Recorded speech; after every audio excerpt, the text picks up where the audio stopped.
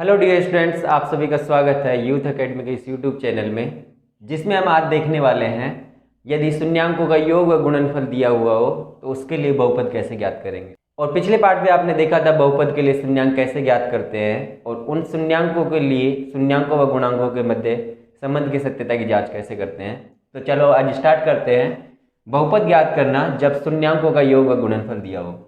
तो प्रश्न है हमारे पास, एक द्विघात बहुपद ज्ञात कीजिए जिसके शून्यांकों के योग तथा गुणनफल क्रम से दी गई संख्याएं हो। तो पहला प्रश्न हमारे पास है जिसमें दिया है -√3 और 2, मतलब कि पहला वाला जो है ये हमारा शून्यांकों का योग है और ये दिया हुआ है शून्यांकों का गुणनफल 2 है। तो मान लेते हैं माना बहुपद ax² + bx + c है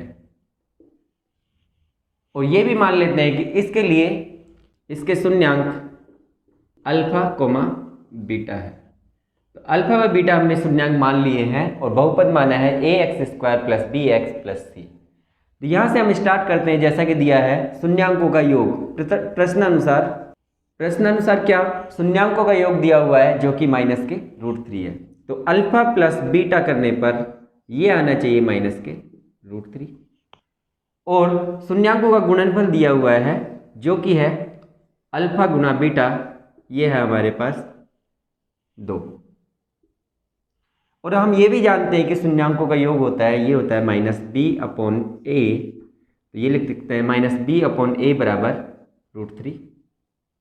तो यहाँ से माइनस कट जाएगा तो हमारे पास आ जाएगा b/a = √3। इसको बोल देते हैं समीकरण नंबर 1। अब यहाँ से करते हैं तो अल्फा गुना बीटा शून्यांकों का गुणनफल है और हम जानते हैं कि गुणांकों के रूप में ये होता है c/a बराबर ये हो जाएगा 2। तो इसको बोल देते हैं समीकरण नंबर 2। तो मान लेते हैं हम कि a बराबर k है, माना a बराबर है k है। a बराबर k समीकरण 1 में रखने पर तो समीकरण 1 से b/k बराबर आ जाएगा √3 और तो b का मान आ जाएगा √3 गुणा k। हमारे पास b का मान आ गया √3 गुणा k। तो यहाँ से हम लिखते हैं समीकरण 2 से। समीकरण 2 से क्या है, c/a बराबर 2 है और a को हम मान चुके हैं k के बराबर, k बराबर 2 आ जाएगा। तो c का मान आ जाएगा c बराबर 2k। तो हमारे पास अब आ गए हैं a बराबर k जो कि हमने माना था, b बराबर √3k और c बराबर 2k। इनको हम सभी को ax² + bx + c में रखते हैं। तो a, b व c का मान बहुपद में रखने पर तो यहाँ पे हम लिखते हैं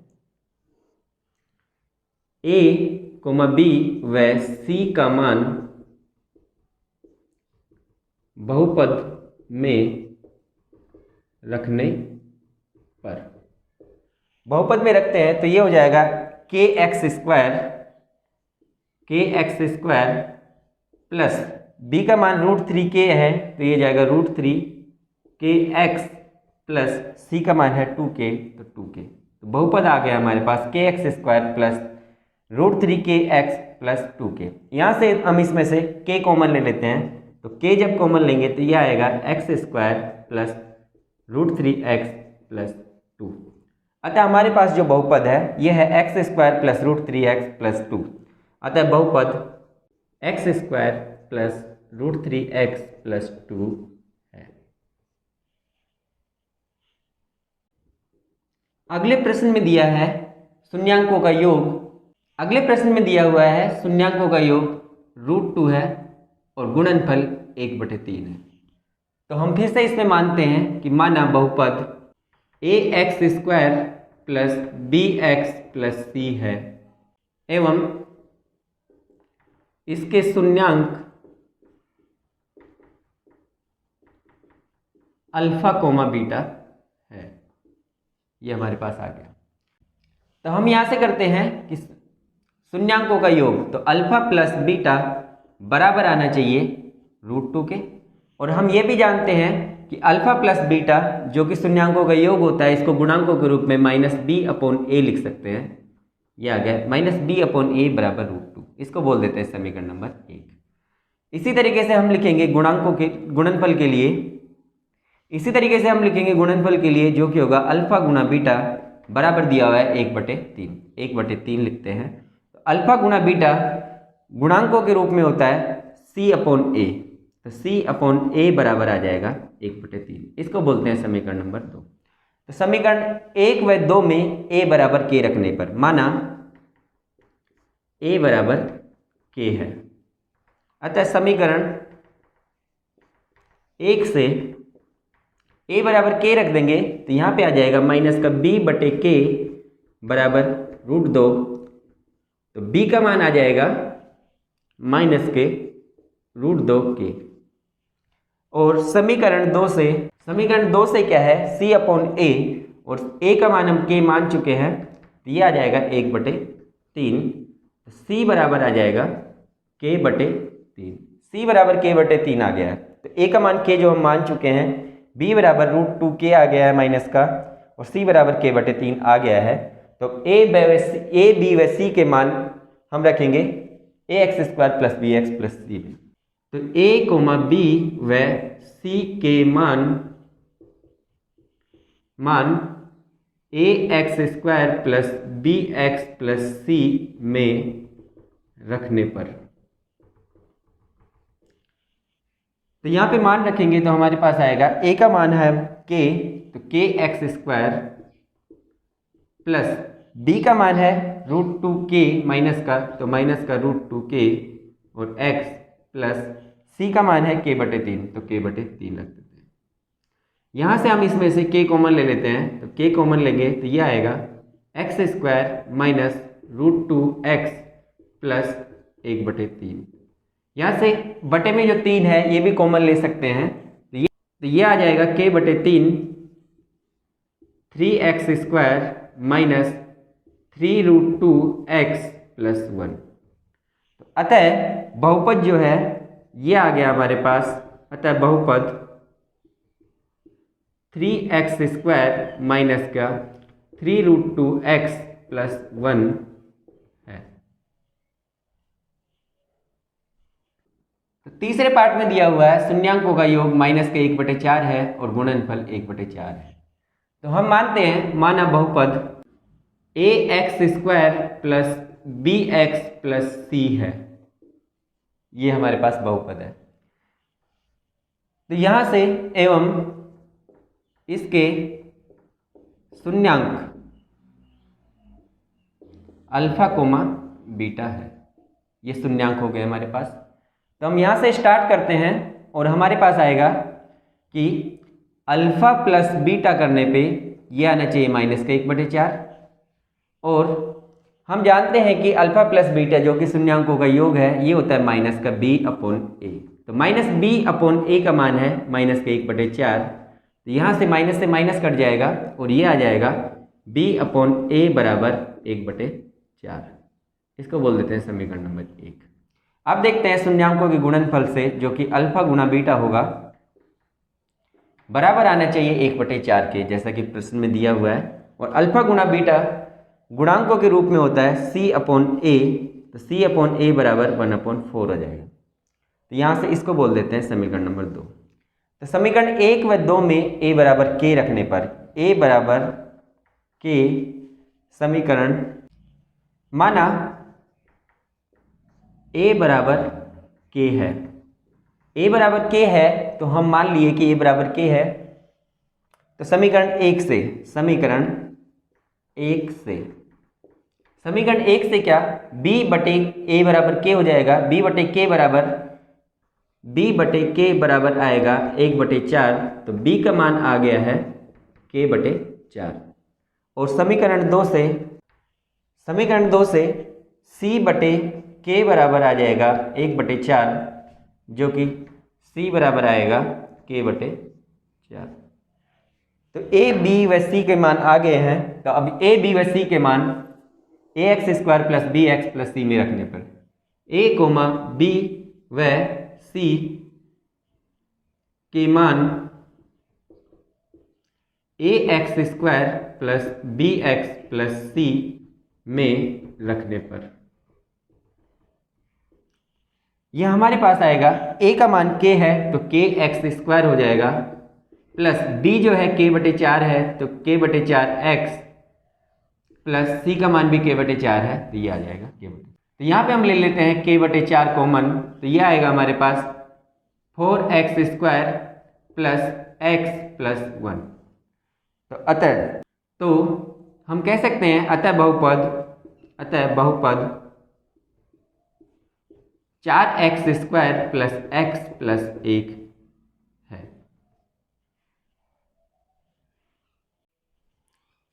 अगला प्रश्न है हमारे पास 4 नंबर, जिसमें दिया है शून्यांकों का योग 0 है व गुणनफल रूट के 5 है। तो हम स्टार्ट करते हैं इसको करना, और माना बहुपद ax square plus bx plus c है, ये है हमारे पास, एवं शून्यांक ये मान लेते हैं अल्फा कोमा बीटा है। तो प्रश्नानुसार क्या हो जाएगा, प्रश्नानुसार शून्यांकों का योग 0 है तो अल्फा प्लस बीटा बराबर 0 होना चाहिए, और अल्फा प्लस बीटा बराबर 0 है तो शून्यांकों तो अल्फा प्लस बीटा बराबर 0 है तो हम जानते हैं शून्यांकों का योग गुणांकों के रूप में होता है माइनस बी अपॉन ए, तो माइनस बी अपॉन ए बराबर 0 आ गया। तो यहाँ से इसको बोल देते हैं समीकरण नंबर 1।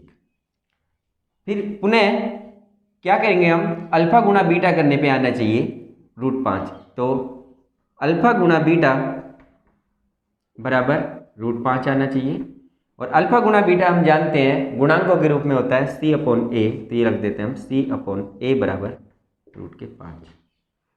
तो समीकरण 1 व 2 के लिए हमको a b व c के मान निकालते हैं, तो मान लेते हैं, माना a बराबर k है, a बराबर k है तो यहाँ से समीकरण 1 से माइनस बी बटे के बराबर 0, तो b का मान ये आएगा 0, b का मान 0 आ गया। तो समीकरण 2 से c का मान निकालते हैं। अब समीकरण 2 से c बटे a का मान k रख देते हैं, k और रूट 5, तो c बराबर आ गया है रूट के 5 और k। तो हमारे पास c का मान आ गया है, a का मान k, b का मान 0 आया और c का मान रूट 5k। तो a b व c के मान ax square plus b x plus c में रखने पर a b व c के मान ax square plus b x plus c में रखने पर यहाँ से हमारे पास आएगा a का मान k है तो k x square plus b का मान 0 आया था, 0 गुना x प्लस c जो कि है रूट के 5 k। तो यहाँ से इसमें पूरे में से हम k कॉमन ले लेते हैं, तो k कॉमन लिया तो एक्स स्क्वायर प्लस रूट 5 आया। तो यहाँ से हम कह सकते हैं कि एक्स स्क्वायर प्लस रूट 5 हमारा बहुपद है, अतः बहुपद एक्स स्क्वायर प्लस रूट के 5 है।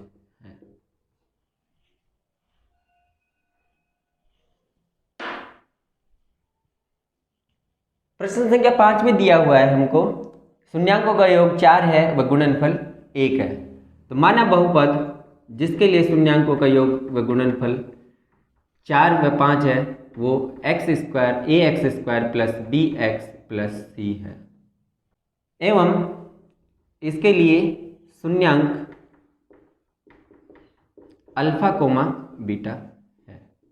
ये हमारे पास शून्यांक आ गए। तो प्रश्नानुसार क्या होना चाहिए, शून्यांकों का योग जो कि है अल्फा प्लस बीटा, ये आना चाहिए 4। तो अल्फा प्लस बीटा बराबर आना चाहिए 4।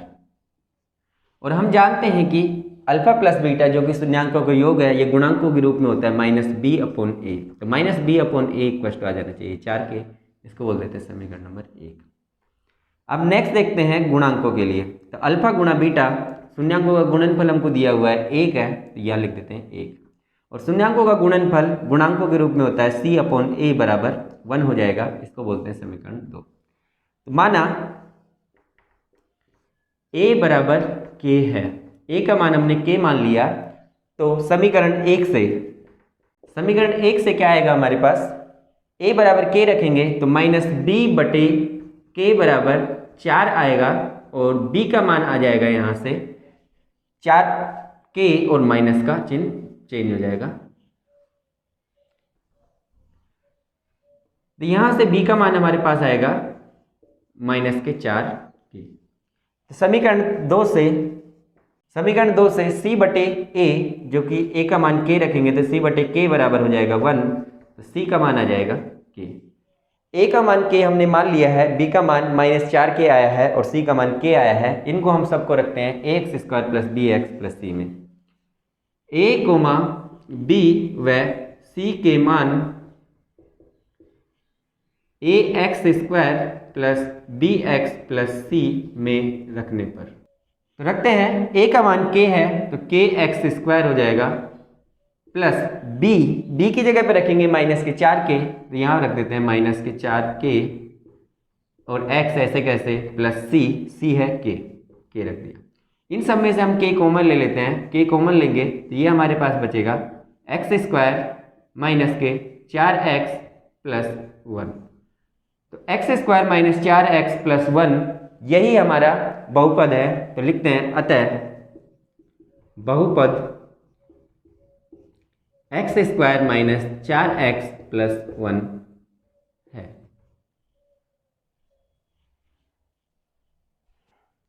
तो प्रश्नावली संख्या 3.1 के लास्ट क्वेश्चन में दिया है, यदि द्विघात बहुपद f(x) equals to x square minus 8x plus k के शून्यांकों के वर्गों का योग 40 हो तो k का मान ज्ञात कीजिए। तो हम यहाँ क्वेश्चन को करना स्टार्ट करते हैं। सॉल्यूशन, तो f(x) लिख लेते हैं पहले, जो कि दिया हुआ है x square minus 8x plus k, और इसके लिए k का मान ज्ञात करना है और हमको दिया है शून्यांकों के वर्गों का योग 40 है। तो माना इसके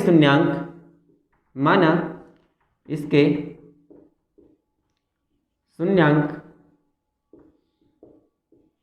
अल्फा कोमा बीटा है। अल्फा कोमा बीटा इसके शून्यांक है, तो हम यहाँ से निकाल सकते हैं शून्यांकों का योग, जो कि होगा अल्फा प्लस बीटा बराबर होता है -b/a। तो ये हो जाएगा हमारे पास अल्फा प्लस बीटा बराबर -b/a।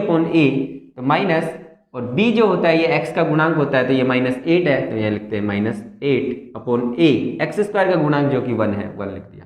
तो हमारे पास आया अल्फा प्लस बीटा बराबर 8।